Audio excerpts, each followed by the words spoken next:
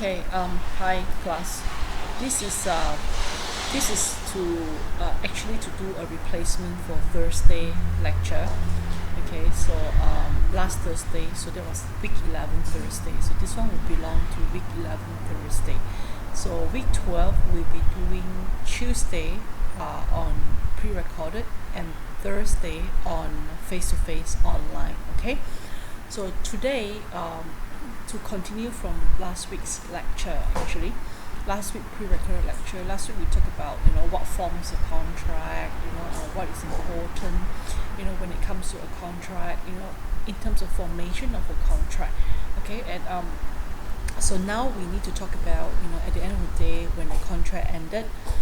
Actually a contract is very simple. A contract is listing down of the transaction between the two parties involved. Okay, it's like a proper way of transacting with one another.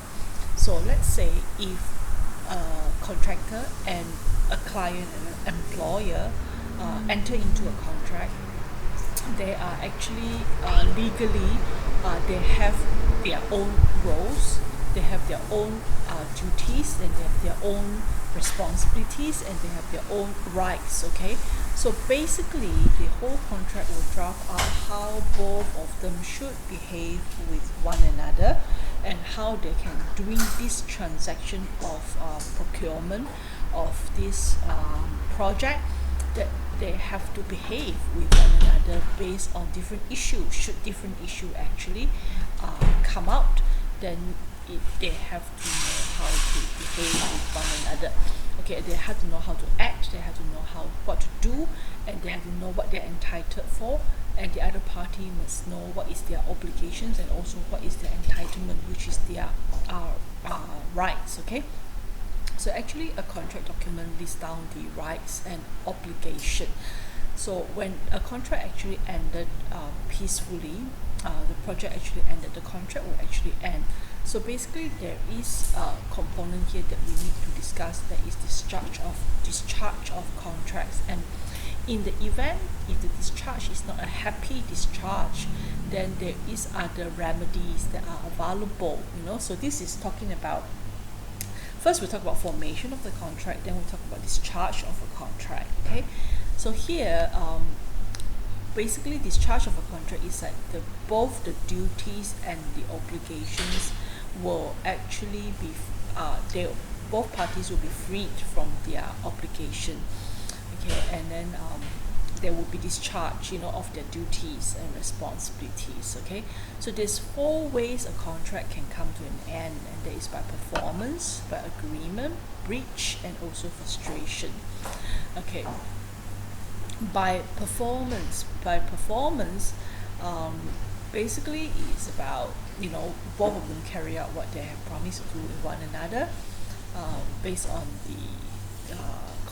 based on the project. So that means the contractor bill, the client pay, so it is one of the more happy way of discharging a contract. Okay, so a contractor will carry out all his obligations, undertake the installation, the construction, repair all the defects, conduct service maintenance, and passing over, handing over, and the employer will give the payment, issue the certificates and all that. So everybody is actually doing their roles and obligations. So that is actually by performance. Okay, so there are a few things under performance that you need to look after, and that is this, a few things here, the order of performance. Okay, this one is basically when a contract is actually being put up. Okay, there is what we call an order of performance, meaning that they have, like when you're supposed to do something, and then after that they get paid, so there is a proper sequences in terms of how the promise is being performed or executed, and it actually it's not really stated like very clearly, first you do this and then I will do that, and then you do this and I will do that, so it's not like that, but there is a natural order of performance. Okay, and failure to perform by one party means that there is one party who didn't hold up to his end of the deal in a way, so there must be some form of compensation to the other party if there's any loss that is sustained by the non-performance of the contract. But there are circumstances whereby one party is actually preventing the other party from performing, and that one is another issue that needs to be covered.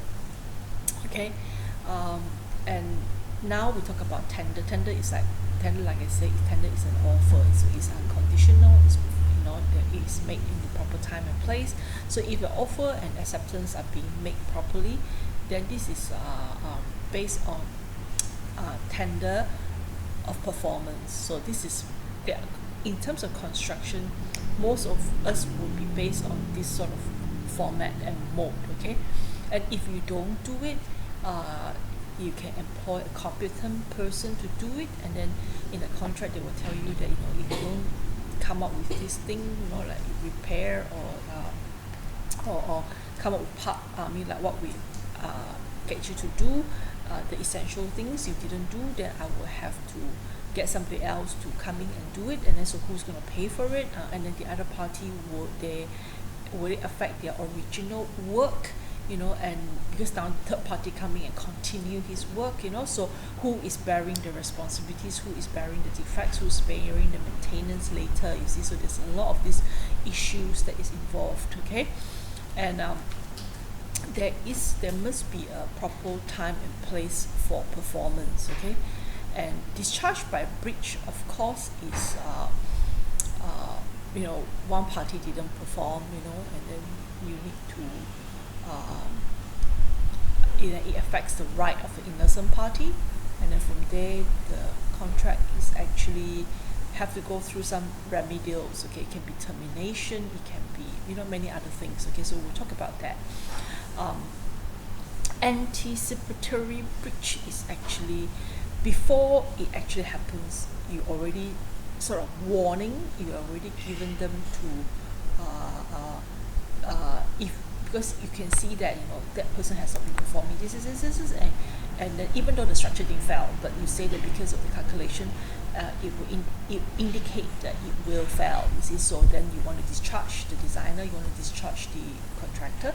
So in that sense, it's called anticipatory breach. Okay, this one is definitely I get you to do it by the time. I get you to do it. I give you time to do it. Like I give you like 5 days to repair or 3 days to repair, and then by the time it comes, then you didn't do it. So that is anticipatory. That is considered as a breach at the time of performance, when performance is due. You see. Okay. Some of these are actually very legal, so not necessarily we will understand every single nitty-gritty details, I would say. So don't stress yourself up over that.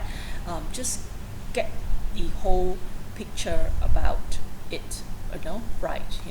So and breach under currency of contract means that somebody say, okay, they will do it, they'll do halfway, and then they didn't finish it. So that is under breach of that.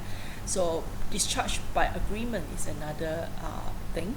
That one is in the event of let me say the client has no money, you want to alter the original contract, like for example, too much of VO until you just cannot take it anymore. So there is keep on additional work that comes in that never finish. So we discharge by agreement. Like finally, we have to come to a proper. The job is not done. Okay, if the job is not done. Okay, so this is. Maybe start a new contract, which is what we call novation, and then so maybe bilateral discharge, meaning that the things that you've done, the things that I asked you to do that is not really done, then we close it at there. So there is a fair bit of things to deal with when it comes to discharge with agreement. So it happens in contract because the client may suddenly have no money, there's issue with payments, and all that. So that can be also the contractor do not want to continue. They have finished the original contract already, and there's too many add-ons that they do not want to continue.